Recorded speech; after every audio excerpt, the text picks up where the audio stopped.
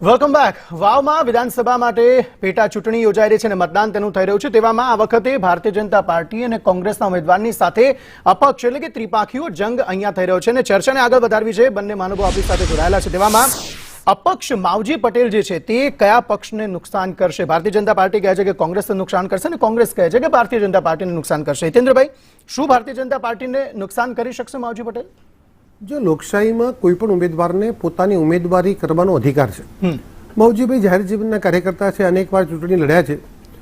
વ્યક્તિગત રીતે એમને ચૂંટણી લડવાનો અધિકાર છે અને લડે છે। ભારતીય જનતા પાર્ટીની તૈયારી, પેજ પ્રમુખ સુધીનું અમારું સંગઠન અને સતત ચાલતી અમારી સંગઠનની પ્રક્રિયામાં અમે સામે કોણ લડે છે એ ઉમેદવારનો વિચાર કર્યા સિવાય ભારતીય જનતા પાર્ટીની વિચારધારાના જે લોકો છે, વિકાસની રાજનીતિમાં અમે કરેલા કામો છે, એને આધારે અમારી સંગઠનની જે ટીમ છે એને આધારે સતત જીતવા માટેનો પ્રયાસ અમારો ચૂંટણીના સમયે અને ચૂંટણી સિવાય પણ લોકમત મેળવવા માટે અમે સતત જનતાની વચ્ચે જતા હોઈએ છીએ। એટલે તકલીફ થશે કે નહીં થાય? નહીં, પાર્ટી અમારી તૈયારી ચૂંટણી આવવાની હતી એના 6 મહિના પહેલા ઉમેદવાર એક્સ વાય કે ઝેડ આવે, ભારતીય જનતા પાર્ટીનું કમળ ખીલવવા માટેના પ્રયાસો અમારી જિલ્લાની ટીમ અને પ્રદેશની ટીમે સતત કર્યા છે। ઠીક છે, એટલે માવજીભાઈ કોઈ તકલીફ નથી થવાની। ચલો, ચોક્કસપણે નાગજીભાઈ, આપનું શું કહેવું છે? કોંગ્રેસને કેટલા તકલીફ કરશે માવજી પટેલ?